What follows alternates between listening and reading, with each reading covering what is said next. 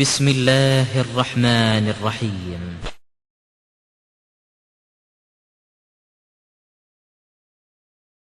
திருமணங்களில் அல்லாஹ் அலிஃபா பைனான் ஓதக்கூடிய துவாவை தௌஹீத்வாதியாக இருக்கக்கூடிய நீங்கள் ஏன் எதிர்க்கிறீர்கள்? இதற்கு மார்க்க அடிப்படையில் எனக்கு பதில் வேணும். அதாவது திருமணங்கள்ல ஒரு கடைசி நேரத்தில் திருமண ஒப்பந்தம் நடைபெறக்கூடிய நேரத்தில் என்ன செய்வாங்கன்னா ஒரு துவா ஒன்று ஓதுவாங்க. என்ன துவா? அல்லாஹும் அல்லிஃப் பைனஹுமா கமா அல்லஃப்த பைன ஆதம் வ ஹவ்வா அலைஹிம் ஸலாத்து வஸலாம் அப்படின்னு தொடரக்கூடிய ஒரு பெரிய துவா ஓதுவாங்க. இதை ஓதுனா தான் கல்யாணமே என்ன செய்யும், நிறைவேறும். இன்னும் சொல்ல போனா பல பகுதிகளில் ஒவ்வொரு நபிமார்களா ஒவ்வொரு நபி இல்ல சில நபிமார்கள் பெயர்களை சொல்லிட்டு வருவாங்க. கடைசியா ரசூலுல்லாஹ்லாம் சொல்லிவிட்டு அப்புறம் அலி ஃபாத்திமாவோட வருவாங்களா.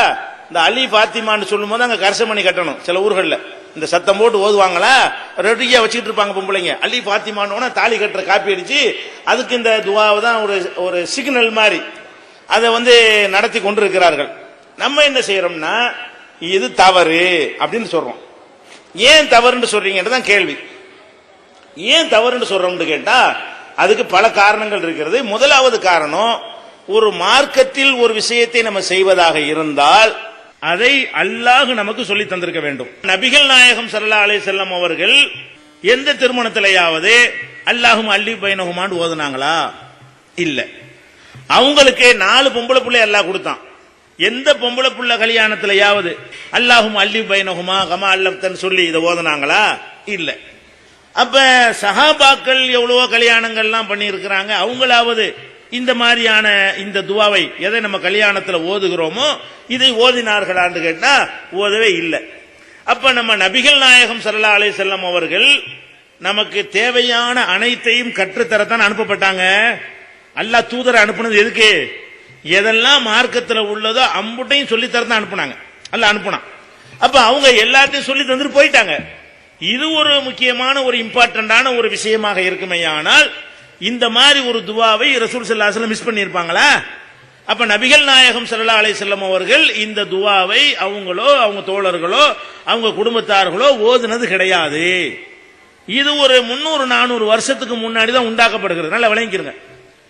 இஸ்லாம் நபிகள் நாயகம் காலம் 1400 வருஷத்துக்கு முன்னாடி. 1000 வருஷமாக இப்படி ஒரு துவா இந்த உம்மத்துக்கு தெரியாது. 1000 ரசூலுல்லாஹ் காலத்தில் இருந்து முதல் நூற்றாண்டு, 2வது நூற்றாண்டு, 3வது நூற்றாண்டு இந்த காலங்களில் எல்லாம் அல்லி பைனஹுமாங்கிற இந்த துவாவை அந்த சமுதாயம் அறிந்தே வைத்திருக்கவில்லை. சஹாபாக்களுக்கு தெரியாது, தாபியன்களுக்கு தெரியாது.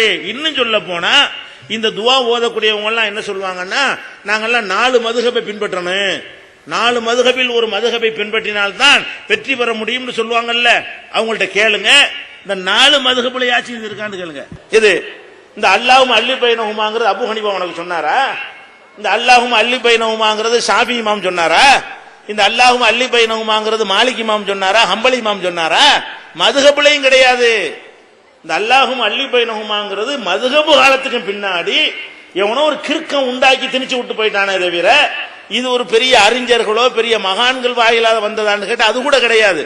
அப்ப நம்ம என்ன பண்றோம்? நபிகள் நாயகம் ஸல்லல்லாஹு அலைஹி வஸல்லம் அவங்க சொல்லி தராத ஒன்றை நீங்க சொல்றீங்க. இது ஒரு சுன்னத் இபாதத். திருமணம் என்பது ஒரு மற்ற சமுதாயங்களுக்கு அது ஒரு வாழ்க்கையுடைய தேவை. நம்மளை பொறுத்த வரைக்கும் தேவையும் வணக்கமும். முஸ்லிம்களை பொறுத்த வரைக்கும் திருமணம் என்ன?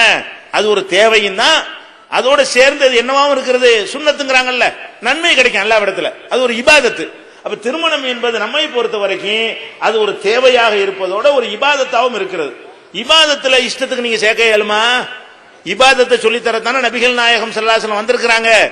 அந்த இதுதான் முதல் காரணம். இது இல்லைங்கிறதுக்கு முதல் காரணம் என்ன? இதை ரசூல் ஸல்லல்லாஹு அலைஹி வஸல்லம் இந்த ஓதுற அஜத்துல போய் கேளுங்க. அஜரத்து இந்த அல்லாஹும் அல்லி பைனஹுமாங்கறீங்களே, இதை ரசூல் ஸல்லல்லாஹு அலைஹி வஸல்லம் ஓதுனாங்களான்னு கேளுங்க. இல்ல பாரு, அப்புறம் ஏன்டா ஓதுற, அநியாயத்துக்கு இல்லாத என்ன ஓதுன்னு கேட்கணுமா இல்லையா? ரசூலுல்லாஹ் ஓதலன்னு உனக்கு தெரியுது, அப்புறம் யார் உனக்கு வஹி வந்துச்சா? அல்லாஹ்வுடைய ரசூல் சொல்லலன்னா உனக்கு எவன் இதை சொல்லி தந்தான்? ஏன் இதை கண்டிக்கிறோம் கேட்டா நபிகள் நாயகம் ஸல்லல்லாஹு அலைஹி வஸல்லம் சொன்னாங்க, ஈயாக்கும் வ முஹ்தஸாத்தில் உமூர், எனக்கு பிறகு மார்க்கத்தின் பெயரால் என்னவெல்லாம் உண்டாக்கப்படுகிறதோ அதை செய்யாமல் இருக்குமாறு உங்களை நான் எச்சரிக்கிறேன். செஞ்சா என்ன ஏற்படும்? குல்ல முஹ்தஸத்தின் பித்ஆ, ஒவ்வொரு புதிய புதிய காரியங்களும் அனாச்சாரம். குல்ல பிதாத்தின் லலாலா, ஒவ்வொரு அனாச்சாரங்களும் வழிகேடு ஒக்குள்ள தலாலத்தின் பின்னார், ஒவ்வொரு வழிகேடும் உங்களை நரகத்தில் சேர்த்து விடும். நீங்க அல்லி பைனகுமாண்டு ஓதுனீங்கன்னா உங்களுக்கு நரகத்தில் டிக்கெட் பதிவு செய்யறாங்கன்னு அர்த்தம். ஏன்? ரசூலுல்லாஹ் செய்யாத ஒன்று நீங்க செஞ்சா அது எங்க கொண்டு சேர்க்கு? நரகத்தில் சேர்த்து விடும். நபிகள் நாயகம் ஸல்லல்லாஹு அலைஹி வஸல்லம் இன்னும் சொன்னார்கள், மன் அமில அமலன் லைஸ அலைஹி அம்ருனா ஃபஹுவ ரத்துன். என்னுடைய உத்தரவு இல்லாமல் ஒரு அமலை யாராவது செய்தால் அது ரத்து செய்யப்படும். நான் உத்தரவு போட்டா நீ செய்யணும்.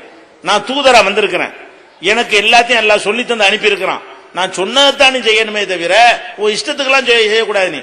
அப்ப ரசூல் ஸல்லல்லாஹு அலைஹி வஸல்லம் என்ன பண்றாங்க? மன் அமில அமலன் லைஸ அலைஹி அம்ருனா ஃபஹுவ ரத்துன். என்னுடைய ஆர்டர் இல்லாமல் ஒரு செயலை நீங்கள் செய்வீர்களேயானால் அது நிராகரிக்கப்படும். இன்னொரு தடவை சொன்னாங்க, மன் அஹதஸ ஃபீ அம்ரினா ஹாதா மா லைஸ மின்ஹு ஃபஹுவ ரத்துன். இந்த மார்க்கத்தில் இல்லாத ஒன்றை யாராவது உருவாக்குவானேயானால் அதுவும் ரத்து செய்யப்படும், நிராகரிக்கப்படும் என்று சொன்னார்கள். அப்ப நம்ம எதனால இதை கண்டிக்கிறோம் என்று கேட்டால் உங்க நன்மைக்கு தான். ஏன்? இது நரகத்தில் கொண்டே சேர்க்கிற செஞ்சு இதுல நான் கேட்கிறேன், இந்த அள்ளி பையனமா நாங்க ஓதுனா எங்களுக்கு என்ன குடிமொழி போயிடும்? ஏன் நீ ஓதுனா எங்களுக்கு என்னன்னு கேட்டேன். நாங்க ஓதாம இருந்து நீ ஓதுனா எனக்கு என்னப்பா? ஒண்ணும் கிடையாது. நீ நரகத்துக்கு போயிடக்கூடாது. வணக்கம்னு சொல்லி செஞ்சு நீ அஜர் சொல்ல கேட்டுட்டு நீ பாவியாயிராத. ரசூலுல்லாஹ் எச்சரிக்கை பண்ணியிருக்காங்க. இந்த காரணத்துக்காக ஃபர்ஸ்ட் நம்ம எதிர்க்கிறோம். விளங்கிட்டீங்களா? முதல் விஷயம். ரெண்டாவது என்னன்னு கேட்டா, அந்த துவாவை நீங்க பாத்தீங்கன்னு சொன்னா அது ஒரு கிறுக்குத்தனமான துவாவா இருக்கு. நல்ல துவாவா இருந்தாலும் ஓதக்கூடாது. ஏன்? ரசூலுல்லாஹ் சொல்லி தரல. அது துவாவாவது பெரிய அர்த்த புஷ்டியான பயங்கரமான தத்துவங்களை கொண்டதா இருக்குதா? கிடையாது. ஏன்னு கேட்ட என்ன சொல்றான் அதுல? அல்லாஹும்ம அல்லிஃப் பைனஹுமா, இறைவா இந்த ரெண்டு பேருக்கு மத்தியில இணக்கத்தை ஏற்படுத்துவாயாக. கமா அல்லஃப்த பைன ஆதம் வ ஹவ்வா, ஆதம் ஹவ்வாவுக்கு மத்தியில எப்படி நீ இணக்கத்தை ஏற்படுத்தினாயோ அந்த மாதிரி இவங்க ரெண்டு பேருக்கு மத்தியில இணக்கத்தை ஏற்படுத்துவாயாக இருக்குது. ஆதம் ஹவ்வாவுக்கு மத்தியில இணக்கம் நீ நான் பார்த்த, அவங்க என்ன மாதிரி வாழ்ந்தவங்க உனக்கு தெரியுமா? அவங்களுக்குள்ள எவ்வளவோ சண்டை இருந்து தப்பான அந்த பொம்மை தூண்டி விட்டு அல்லாஹ்வுடைய தடையெல்லாம் மீற வைத்து ரெண்டு பேரையும் நல்லா பல வருடங்கள் பிரிச்சு வச்சு இது மாதிரி வாழ சொல்றியாப்பா? ஆதம் ஹவ்வா ஏன் பண்ணி கேட்கிற? ஆதம் ஹவ்வா எப்படி வாழ்ந்தாங்க நமக்கு தெரியாது. அவங்களுக்குள்ள கணவன் மனைவி மாதிரி சண்டை வந்துச்சா பிரச்சனை வந்துச்சா நமக்கு தெரியாது. தெரியாத கேட்கலாமா? அல்லாஹ் குர்ஆன்ல என்ன சொல்றான்? வலா தக்ஃபு மா லைஸ லக பிஹி இல்முன். உனக்கு இல்மு இல்லாத விஷயத்தை பின்பற்றாத. உனக்கு அதை பத்தி நாலேஜ் இருக்கணும். ஒரு விஷயத்தை நீ கேட்கிறதா இருந்தா அது பற்றி அறிவு உனக்கு இருந்தா தான் நீ கேட்கணும். இப்ப ஆதம் ஹவ்வா போல வாழ்கண்டு எப்ப நீ கேட்கலாம் தெரியுமா? ஆதம் ஹவ்வா உனக்கு அடுத்த வீட்டுக்காராளா இருந்து அதை பார்த்து என்ன வாழ்க்கை, என்ன சந்தோஷம், என்ன மகிழ்ச்சி அப்படி பார்த்துட்டு யா அல்லாஹ் அந்த மாதிரி ஆக்குன்னு கேட்ட ஒரு அர்த்தம் இருக்குது. நீ ஆதமையும் பார்க்கல ஹவ்வாவையும் பார்க்கல. அவங்க ரெண்டு பேரும் எப்படி சந்தோஷமா இருந்தாங்களா, அடிச்சுட்டு கிடந்தாங்களா, எத்தனை சண்டை வந்துச்சுன்னு உனக்கு தெரியாது. அப்புறம் அந்த மாதிரி கேட்கிற, தெரியாத இது கேட்கிற. அல்லாஹ் என்ன செய்யறான்? தெரியாத கேட்காதன்னு கட்டளை இடுறான குர்ஆன்ல. வலா தக்ஃபு மா லைஸ லக பிஹி இல்முன். உனக்கு ஞானம் இல்லாத ஒன்றை நீ பின்பற்றாத. அல்லாஹ் தெளிவாக கட்டளை எடுக்கிறான். இது ஒரு விஷயம். அதுக்கடுத்து என்ன பண்றான் தெரியுமா? ஒவ்வொரு நபியும் இதே மாதிரி சொல்றான். அல்லாஹ் அல்லி பைனஹுமா பைன மூசாவோ சஃபூராங்கிறான். மூசாவுக்கும் சஃபூராவையும் போல வாழ செய்வாயாங்கிறான். மூசா நபியை பத்தி குர்ஆன்ல இருக்குது. ஓகே, சஃபூரா தான் ஒரு கொண்டாட்டம். உனக்கு யார் சொன்னா? மூசா நபியுடைய மனைவி பேரு சஃபூரான்னு குர்ஆன்ல இருக்குதா? மூசா நபியுடைய மனைவி பேரு சஃபூரான்னு ஹதீஸ்ல இருக்குதா? சஃபூராவுக்கு பதில் அஃபூரான் அந்த பொம்பளை பேர் இருந்தா என்ன பண்ணுவீங்க? அப்புறம் அல்லாஹ் கேட்பான்ல, ஏன்டா ஏதோ ஒரு பொம்பளை பிடிச்ச ஒரு பொண்டாட்டி ஆகிட்டு கேட்க மாட்டான். மூசா நபியுடைய பொண்டாட்டி சொல்றதா இருந்தா அந்த பொண்டாட்டி பேரு உனக்கு ஆதாரமா இருந்தா தானே சொல்லணும். ஆதம் ஹவ்வாவுக்கு இருக்குது. ஹவ்வா பத்தி குர்ஆன் ஹதீஸ்ல இருக்குது. நம்ம குர்ஆன்ல ஆதம் பத்தி இருக்குது, ஹவ்வா பத்தி ஹதீஸ்ல இருக்குது. நம்ம ஓகே. மூசா நபியை பத்தி இருக்கு, சபுரா பத்தி இருக்குதா? அப்புறம் ஏன் சபுரா தான் பொண்டாட்டிங்க நான் கல்யாணம் பண்ணி வச்ச? அப்ப மூசாவுடைய மனைவி சபுரான்னு சொல்றாங்க குர்ஆன்ல இருக்கணும், இல்லன்னா ஹதீஸ்ல இருக்கணும், இல்ல வரலாறுகள்ல இருக்கணும். வரலாறுக்கு முந்தின காலம் அது. வரலாறு எழுதப்பட்ட காலமே அது கிடையாது. உனக்கு எப்படி தெரியும் மூசா சபுரான்னு தெரியும்? அது இது முதல்ல ஒரு ஆளுக்கு மனைவி இல்லாத ஒரு ஆளை மனைவி ஆக்கினா என்ன குற்றமாகும்? சரி, அவங்க ரெண்டு பேரும் எப்படி வாழ்ந்தான்னு உனக்கு தெரியுமா? பேச்சுக்கு வச்சுக்கிருவோம், சபுரான்னு வச்சுக்கிருவோம். அவங்க ரெண்டு பேரும் எப்படி வாழ்ந்தாங்க உனக்கு தெரியுமா? அதையும் கேட்கிற. அவங்க அதுக்கு அடுத்து ஐயூப் ரஹீமாங்கிறான். அல்லாஹும் அல்லி பைனஹுமா கமா அல்லஃப்த பைனஹுமா. ஐயூபையும் ரஹீமாவையும் போல வாழ செய்வாயாங்கிறான். ஐயூபுக்கு ரஹீமா பொண்டாட்டின்னு உனக்கு எதுல இருந்து எடுத்த? குர்ஆன்ல இருந்து எடுத்தியா? ஐயூபு குர்ஆன்ல இருக்குது, அவர் பொண்டாட்டி ரஹீமான்னு குர்ஆன்ல ஹதீஸ்ல இருக்குதா? அப்ப ஐயூப் நபியை பத்தி சொல்றானே தவிர ஒவ்வொரு நபிமாருடைய மனைவியுடைய பெயர் இல்லாம சொல்லிட்டு இருக்கான்ல. சில நபிமார்களுடைய மனைவிமார்கள் பெயர் வந்து ஹதீஸ்ல இருக்கிறது. ஆனா ஐயூப் நபிக்கு இல்ல. ஐயூப் நபியுடைய மனைவி ரஹீமாங்கிறதுக்கு எந்த ஒரு ஆதாரமும் இல்ல. இவனா ரஹீமான்னு பேரை வச்சுக்கிட்டானா எப்படி இது? ரஹீமா இல்லாம வேற ஒரு பெண்ணா இருந்தா ஏன்டா அந்த நபிக்கு வேற ஒரு பொம்பளையோட சேர்த்து ஜாயிண்ட் பண்ணி கேட்க மாட்டான்ல. ஒரு பொம்பளையோட ஒரு ஆம்பளை ஜாயிண்ட் பண்றது பெரிய குற்றமா இருக்கு. கல்யாணத்தின் மூலமாக தவிர ஜாயிண்ட் பண்ணா குற்றம் தானே. ஐயூப் நபியுடைய மனைவி பேர் ரஹீமாவா இல்லன்னு சொன்னா உங்க அஜர்த்தா உனக்கு பதில் சொல்லுவார் மறுமையில. இந்த பாத்தியா அவர் வந்து உன்னை காப்பாத்துவாரா? ஏன் அது ஓதுற? ஏன் பாவி ஆகுற? எதுக்கு இப்ப ஐயூப் முதல்ல அப்படி வச்சுக்கிறோம். ஐயூப் ரஹீமா போல அவங்க எப்படி வந்தா உனக்கு தெரியுமா? ஒருவேளை ஐயூப் ரஹீமா போல நீ வாழ சொல்லி கேட்டு அல்லாஹ் அதை ஏத்துக்கிட்டு ஐயூப் நபி மாதிரி உனக்கு குஷ்டரோகி மாதிரி எல்லா நோயும் கொடுத்து அந்த பொம்பளை கூட எழுதிக்கிட்டு போனாங்க. அப்பதான் எழுதி வச்சுக்கிறான். அவர் நோய்வாய்ப்பட்டாராம், புழுத்து ஓடுமா, எடுத்து விட்டுக்குருவாராம். அவர் மனைவி கூட எழுதி வச்சு சுத்தினாங்கன்னு கதை எழுதி வச்சுக்கிறான். உன் கதைப்படி இதெல்லாம் கதை தான், போய் உண்மை கிடையாது. அப்ப இந்த மாதிரி தான் கேட்கறியா? பல விதங்கள் அல்லாஹ் சோதிப்பான், கஷ்டமா சோதிப்பான். உனக்கு தாங்க இயலுமாத? நீ உனக்கு அல்லாஹ் நமக்கு என்ன கற்றுத்தரான்? ரப்பனா லா துஹம்மில்னா மா லா தாகத லனா பிஹி. இறைவா எங்களுக்கு சக்தி இல்லாத எங்க மேல சுமத்திராத. நம்ம போய் நபிமார்கள் மாதிரி கேட்கலாமாங்க? அவங்கள பல விதத்தில் அல்லாஹ் சோதிப்பான். இப்ராஹிம் நபி மனைவி கொண்டு பாலைவனத்தில் விடுன்னு சொன்னான். அவர் விட்டுட்டு போனாரு. இஸ்மாயில் கை குழந்தையோடு விட்டுட்டு போனாரு ஹாஜர் அவங்கள. அது மாதிரி உன்னை உன் பொண்டாட்டி விட சொன்னா விட்டுட்டு போவானா? இந்த சோதனை எல்லாம் நம்ம கொஞ்சம் தேர முடியுமா? அப்ப நபிமார்களை என்ன மாதிரி எல்லாம் வச்சிருந்தாலும் அவங்க சக்திக்கு தகுந்தவாறு அவர்களை எல்லாம் சோதித்திருக்கிறான். உனக்கு அதை கேட்கிற? அந்த மாதிரி ஆக்கி விடாத, இப்ராஹிம் சாரா மாதிரிலாம் ஆக்கி விட்டு பிரச்சனை ஆக்கி விட்டுறாத. எனக்கு எது தாங்குமோ அதை கொடுன்னு கேளு. உனக்கு என்ன அளவுக்கு தாங்கி கொள்ள முடியுமோ அதை தானப்பா நீ கேட்கணும். நீ ஏன்ப்பா இல்லாதெல்லாம் கேட்கிற? இதை விட கொடுமை என்ன தெரியுமா? அப்புறம் பையனா ஐயோ யூசுப் ஜுலைஹாங்கிறான். யூசுப் ஜுலைஹா போல வாழணும்ங்கிறான். இது எவ்வளவு பெரிய கேவலமானது. யூசுப் நபியை பத்தி இருக்கிறது, ஜுலைஹான்னு குர்ஆன் ஹதீஸ்ல இல்ல. ஆனா அந்த அவரை அந்த வழிகெடுத்தால ஒரு பொம்பளை அவ தான் ஜுலைஹான்னு சொல்லிட்டு இருக்கிறாங்க.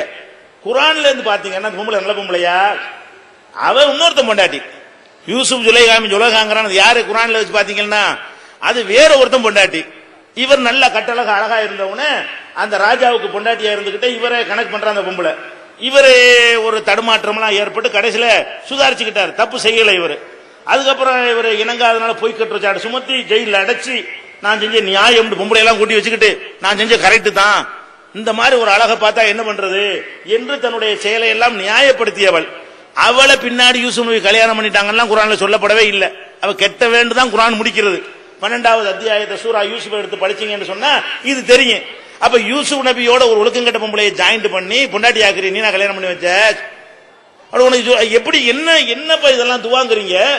கல்யாணங்கிற ஒரு நல்ல விஷயம், நல்ல விஷயங்களை சொல்ல மாட்டீங்களா? ஒழுக்கங்கட்ட பெண்ணோட அவர் யூசுப் நபியை ஜாயிண்ட் பண்ணி அந்த மாதிரி வாழணுங்கிறீங்களா? அப்ப உங்க வீட்டு பெண்கள் அந்த மாதிரி ஒழுக்கங்கட்ட பெண்களா? எதுக்கு இந்த இதெல்லாம் துவாங்குறேன்?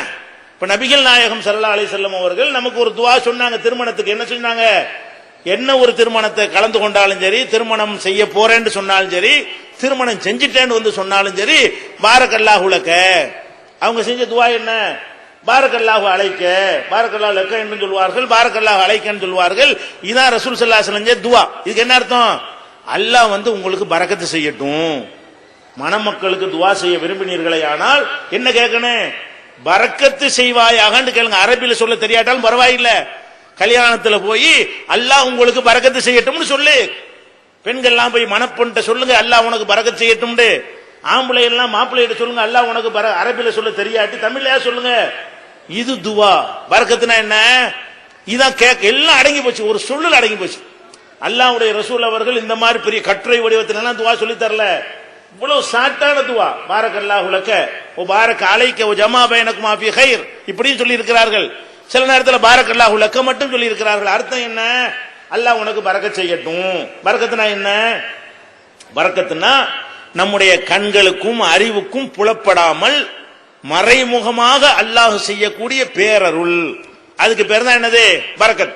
நம்ம ஒரு கணக்கு போடுவோம், அதை தாண்டி ஒரு காரியம் நிறைவேறிச்சுன்னு வைங்க, அதுக்கு பேர் என்னது? பரக்கத். ஒரு 100 ரூபாய் இருக்கு, 100 ரூபாயில என்ன செய்யலாம்? ஹோட்டல்ல போய் சாப்பிட்டோம்னா இன்னைக்கு ஒருத்தன் சாப்பிடலாம். 100 ரூபாய்க்கு என்ன செய்யலாம்? பகல போய் சாப்பிட்டா ஒருத்தனுக்கு பத்தாது. ஒரு நடுத்தரமான ஹோட்டலுக்கு போனா கூட 100 ரூபாய் பத்தாது. அட்டு பிடிச்ச ஹோட்டலுக்கு போனா 100 ரூபாய்க்கு பகல் சாப்பாடு சாப்பிடலாம். சில குடும்பங்களை பார்க்கிறோம், 7-8 பேர் குடும்பத்துல மெம்பர் இருப்பான், மாசம் 3000 ரூபாய் அவனுக்கு சம்பளம், அப்ப ஒரு நாளைக்கு 100 ரூபாய் தான் வருது. இந்த 100 ரூபாயில 10 பேர் 7-8 பேர் சாப்பிட்டு அதுல மிச்சப்படுத்தி ராத்திரி சாப்பாடு செஞ்சு அதுல காலை சாப்பாடு செஞ்சு அதுல 10 ரூபாய் மிச்சப்படுத்தி வச்சு பிள்ளை பள்ளிக்கூடத்துல சேர்க்கிறான்னு சொன்னா இந்த 100 ரூபாய் எவ்வளவு பெரிய வேலை செய்யுது. ஒரு 100 ரூபாய் ஒருத்தன் பகல் சாப்பாட்டுக்கு பத்த மாட்டேங்குது, இன்னொரு 100 ரூபாய் 10 பேருக்கு சோறு போடுது. அப்ப அந்த அல்லாஹ் தர்றது குறைவா இருந்தால் நிறைவா இருந்தாலும் அதுல நம்ம தேவையெல்லாம் நிறைவேறணும். அதுக்கு பேர் பரக்கத். உங்களுக்கு அல்ல 500 ரூபாய் தரட்டும், 1000 ரூபாயை தரட்டும், உங்க தேவை நிறைவேறணும். அதானே உங்களுக்கு தேவை. 1000 ரூபாய் அல்ல அவங்க தந்துட்டான், சோறும் திண்டுறீங்க, ட்ரெஸ்ஸும் எடுத்துடுறீங்க, வீடும் கட்டிக்கிறீங்க, கரண்ட் பில்லும் கட்டிடுறீங்க, பிள்ளை படிக்கவும் வச்சிடுறீங்க. இந்த 500 ரூபாயிலேயே இதுக்கு மேல என்ன உங்களுக்கு வேணும்? ஒருத்தனுக்கு அல்ல 1 லட்சம் ரூபாய் கொடுக்கறான், டெய்லி 1.5 லட்சம் ரூபாய் செலவு வச்சிடறான். இது என்னத்துக்குண்டேன்? 1 லட்சம் ரூபாய் டெய்லி கொடுத்துட்டு செலவு எவ்வளவு? 1.25 லட்சம் ரூபாய், டெய்லி 25,000 ரூபாய் கடனாளி ஆயிட்டு இருப்பானே. இது தேவையா? டெய்லி 500 ரூபாய் கொடுக்குற மாதிரி கொடுத்துட்டு 600 ரூபாய் செலவு வச்சா நிறைய வர்றதுக்கு நீங்க ஆசைப்படாதீங்க. இறைவன் தருவதில் நம்ம தேவை பூர்த்தி ஆகணும். அதான் வாழ்க்கைங்கிறது. கடன் இல்லாத வாழ்க்கை. எவன்ட்டை கையேந்த வேண்டியது இல்ல, எவன்ட்டை கடன் வாங்க வேண்டியது இல்ல. 1000 தர்றானா 1000த்துல எந்த பரக்கத்துன்னு ஒண்ணு இருக்கு, நல்லா விளங்கிக்கிறங்க. எப்படி எல்லாம் சொல்ல முடியாது, ஆனா அது அந்த அதிசயம் நடந்து கொண்டுதான் இருக்கிறது. இந்த உம்மத்துக்கு அல்லாஹ் என்ன செய்யறான்? பரக்கத் செஞ்சுக்கிட்டே இருக்கிறான். இன்றைக்கு நீங்க பாருங்க, எத்தனை குடும்பங்கள்ல ஒரே ஒரு ஆம்பளை தான் வெளிநாட்டுல வேலை செய்வான். உம்மா வேலைக்கு போவாது. களை எடுக்க உங்களை அனுப்புறாங்களா? நாத்து பறிக்க உங்களை அனுப்புவாங்களா? இல்ல அப்படி போறீங்களான்னு கேட்டேன். வேற வேற சமுதாயம் என்ன செய்வான்? புருஷன்காரன் வேலை செய்வான், பொண்டாட்டியும் வேலை செய்வா, ஆத்தா வேலை செய்வா, அக்கா வேலை செய்வா, தங்கச்சி வேலை செய்வா, நண்டு சுண்டெல்லாம் என்ன செய்வான்? வேலைக்கு அனுப்பிடுவான். ஒரு குடும்பத்துல 10 பேர் இருந்தா 10 பேரும் வேலை செஞ்சுட்டு வந்து சம்பாரிச்சிட்டு வந்து ஒரு ஆள் 200 ரூபாய் சம்பாரிச்சாலும் என்னவாச்சு? ஒரு நாளைக்கு 2000 ரூபாய், மாசம் 60,000 ரூபாய். பெரிய பெரிய சாப்ட்வேர் இன்ஜினியருக்கு அவ்வளவுதான் சம்பளம் கொடுப்பான் அரபு நாட்டுல. அவ்வளவு பெரிய சம்பாத்தியம் யார் பண்றா? ஒரு கொத்தனார் வேலை, ஒரு கட்டட தொழிலாளர் வேலை, ஒரு விவசாய வேலையில ஈடுபட்டாங்கன்னு சொன்னா 10 பேர் ஒரு குடும்பத்தில் இருந்தா 60,000 ரூபாய் மாசம் கிடைக்கிறது. உங்களுக்கு என்ன கிடைக்கிறது? ஒரு ஆம்பளை போய் மாசம் 10,000 ரூபாய் சம்பளம் வாங்கி 3,000 ரூபாய் செலவழிச்சு விட்டு 7,000 ரூபாய் உங்களுக்கு அனுப்புறான். மேக்சிமம் இதான் நடந்து கொண்டிருக்கிறது. 1-2 பேர் கூட குறைய இருக்கலாம். இந்த 10,000 ரூபாயில தான் நீங்க சாப்பிடுறீங்க, வீடு கட்டுறீங்க. அவன் குடிசையில உட்காந்துருக்கான், 10 பேர் வேலை செஞ்சு குடிசையில இருக்கிறான். ஒத்தன் சம்பாரிச்சு வீடு கட்டுறீங்க, ஒத்தன் சம்பாரிச்சு அடுக்குறீங்க. ஒரு கையை வெட்டினா போதும்னாங்கிறான். என்ன பேசுகிறாங்க? ஒரு கையை வெட்டினா காலத்துக்கு சாப்பிடலாங்கிறான். அவ்வளவு அடுக்கிறீங்க. அந்த அளவுக்கு அடுக்கிறதுலாம் எதுல இருந்து வருது? ஒத்தன் சம்பாதிக்கிறான், அதெல்லாம் நகனட்டா அடுக்குறீங்க, பில்டிங்கா கட்டுறீங்க. முழிக்கலாம் எல்லாரும். என்னடா இது, நம்மளும் தானே 10 பேர் வேலை செய்யறோம், நம்ம மட்டும் கிடைக்க மாட்டேங்குது. இவன் ஒருத்தன் போய் சம்பாரிச்சு மட்டும் செய்யறானே. அவன் செய்யற 10,000 ரூபாயில் அல்ல பரக்கத்துன்னு ஒண்ணு உள்ள வைக்கிறான். இவன் சம்பாதிக்கிற 60,000 ரூபாய் பரக்கத்து வைக்கல. 60,000 ரூபாய் சம்பாரிச்சு வீடு கட்ட முடியல, 10,000 ரூபாய் சம்பாரிச்சு நீ வீடு கட்டுற, சொத்து வாங்குற. பார்க்க என்ன செய்யறோம்? முஸ்லிம் நல்லா இருக்காங்க, நம்ம நல்லாவே இல்லை சம்பளத்துல. ஆனா அல்லாஹ் மறைமுகமா அந்த தேவையை பூர்த்தி செய்யற காரணத்தினால நம்ம என்ன செய்யறோம்? நல்லா இருக்கும். எல்லார் பார்வையுமே முஸ்லிம் அவங்க நல்லா இருக்காங்க, செழிப்பார். இறைவனுடைய மறைமுகமான அருள் உங்களுக்கு கிடைக்கிறது. ரசூலுல்லாஹ் ஒருத்தர் வர்றார், வந்து தங்குறார். தங்குமா என்ன செய்யறாருன்னு கேட்டா, சாப்பாடுனா என்ன, சோறுகள்லாம் இப்ப கிடையாது, வறுமையான காலம். பைத்துல் மால்ல ஒட்டகம்லாம் இருக்கு, ஜக்காத்துடைய ஒட்டகம்லாம் இருக்கும். என்ன செஞ்சாங்கன்னு கேட்டா, இவருக்கு ஆட்டுப்பாலை கறந்து கொடுங்கங்கிறாங்க. ஒரு ஆட்டுப்பாலை கறந்து கொண்டாந்து குடிக்கிறாரு. இன்னும் வேணுங்கிறாரு. மறுபடியும் கறந்து கொண்டாந்து கொடுக்கறாங்க. அதையும் குடிச்சு இன்னும் வேணுங்கிறாரு. மறுபடியும் கொண்டாந்து கொடுக்க அவர் பாட்டுக்கு என்ன செய்யறாரு? குடிச்சுக்கிட்டே இருக்கிறாரு. 3-7 வரைக்கும் போகுது.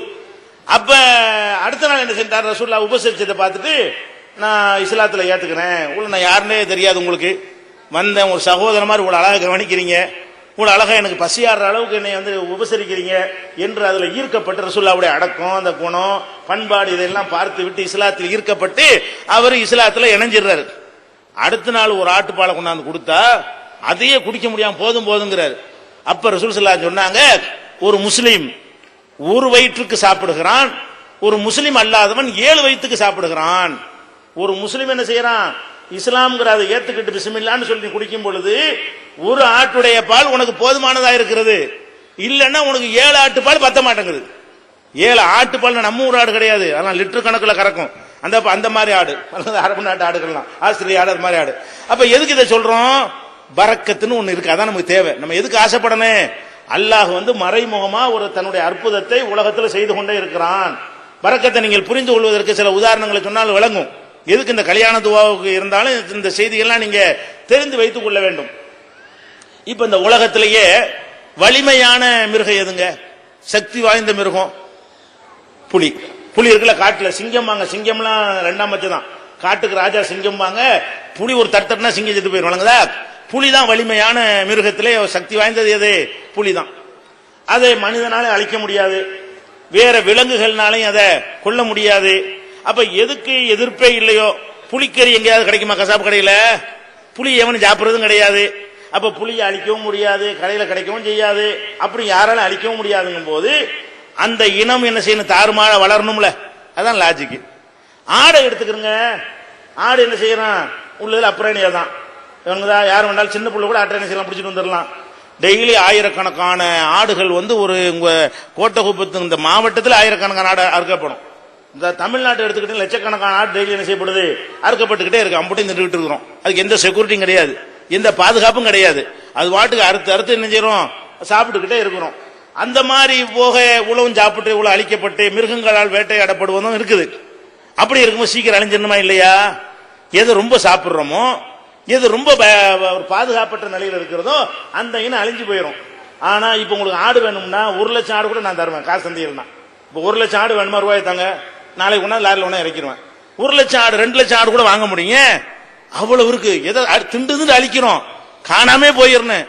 ஆனா புலிகள் எத்தனை இருக்கு நாட்டுல? எண்ணிட்டு இருக்கிறாங்க. 36 புலி 46 புலிங்கிறாங்க. இந்தியாவில் காடுகள்ல போய் தடங்களை எண்ணி பார்த்து என்ன செய்யறான்? அதுதானே ஜாஸ்தியா இருக்கணும். நம்ம அறிவுப்படி பார்த்தா புலிகளை தான் எவன் அழிக்க முடியாது, அது எவன் திங்கிறதும் இல்ல. எது அழிக்கலையோ எது திங்கலையோ அது கூடுதலா இருக்கணும், எது அழிக்கப்படுதோ எதை திங்கிறோம் அது குறைவா இருக்கணும். திண்டு அழிக்கக்கூடிய ஆடு ஜாஸ்தி ஆகிட்டு இருக்கிறது, எவனாலும் திங்க முடியாத புலி குறைஞ்சிட்டு இருக்குன்னா அதாண்ட பறக்கத்து. புலியில அல்ல பறக்கத்து செய்யல, ஆடுகளில் அல்ல. ரசூலுல்லாஹ் ஆடுகளில் அல்லாஹ்வுடைய பறக்கத்து இருக்குன்றாங்க. ஆடுல பறக்கத்து இருக்குன்னு ஏன் சொன்னாங்க? உன் அறிவங்க வேலை செய்யாத ஆடு மட்டும் என் ரோட்ல வந்தோம்னா செம்மறி ஆடை ஓட்டிட்டு வர்றான், 500 1000 ஓட்டிட்டு வரான், கடையா வச்சுட்டு இருக்கான், பண்ண வச்சு நடத்துறான். அப்ப இவ்வளவு திண்டு அழிக்கிறோம். ஒரு ஹஜ் பண்ணா அன்னைக்கு அழிக்கிறது 6 மாசத்துல அழிக்கிறதுக்கு சமமா அழிக்கிறோம். அவ்வளவு ஆடுகள் அழிக்கப்பட்டும் கூட குர்பானி கொடுக்க ஆடு கிடைக்கலன்னு நினைக்காத நீ இருந்திருக்கிறியா? குர்பானி கொடுக்க எல்லாரும் போய் மோதுறோம். குர்பானிக்கு ஆடே கிடைக்கவில்லை, ஆனால் அந்த வருஷம் குர்பானி கொடுக்கவில்லை. காசு இல்லைன்னு சொல்லுவியே தவிர காசு வச்சுட்டு ஆடு கிடைக்கலன்னு யாராவது சொல்லியிருக்கிறீங்களா? அப்ப என்ன? இதான் பரக்கத்துங்கிறது. பரக்கத்துன்னா நம்ம அறிவுலாம் தோத்து போயிடும். இறைவன் பார்த்து அதுல அருள் செய்ய நினைச்சிட்டான்னு வைங்க, எப்படி ஆட்டுல பறக்க செஞ்சன அது மாதிரி உனக்கு தர 100 ரூபாயில பறக்க செய்வான். அப்ப நீ கல்யாணத்துல என்ன கேட்கணும்? இறைவா பரக்கத்து செய், வேற ஒண்ணும் கேட்காத, பணத்தை ரொம்ப கேட்காத. 100 ரூபாய் கொடுத்து 200 ரூபாய் செலவழிச்சு விட்டுருவான். 1 லட்சம் ரூபாய் கொடுத்து 2 லட்சம் ரூபாய் நோய் கொடுத்துறான்ல. அது 2 லட்சம் ரூபாய் நோய் இல்லாம இருந்தா எனக்கு லாபம் தானே. 1 லட்சம் ரூபாய் தராம இருக்கலாமா இல்லையா? அப்ப அந்த மாதிரி நம்ம யோசிச்சு பார்த்தோம்னா ரசூல் ஸல்லல்லாஹு அலைஹி வஸல்லம் கற்று தந்த அழகான துவா பரக்கத்து இருக்கு. ஏன் போட்டு அள்ளி போயினோமா உனக்கு? எதுக்கு ஆதம் அவ்வாலும் உனக்கு என்னத்துக்கு? இதெல்லாம் தேவை, இதனால வேணாங்கிறோம். புரியுதா? நான் 1 மாசம் தாய்கூசு தலைமைக்கு படிச்சேன். இப்ப பிரச்சாரமும் பண்ணிக்கிட்டு இருக்கேன். இப்ப பிரச்சாரம் பண்ணிக்கிட்டு இருக்கும்போது இப்ப சமீபத்துல நம்ம தமிழ்நாடு தௌஹீத் ஜமாத் ஒரு நிலைப்பாடை எடுத்து அறிவிச்சாங்க. உணர்வு உழப்பு சென்ற மாசம் வந்துச்சு. என்ன நிலைப்பாடு அப்படின்னு கேட்டீங்கன்னா,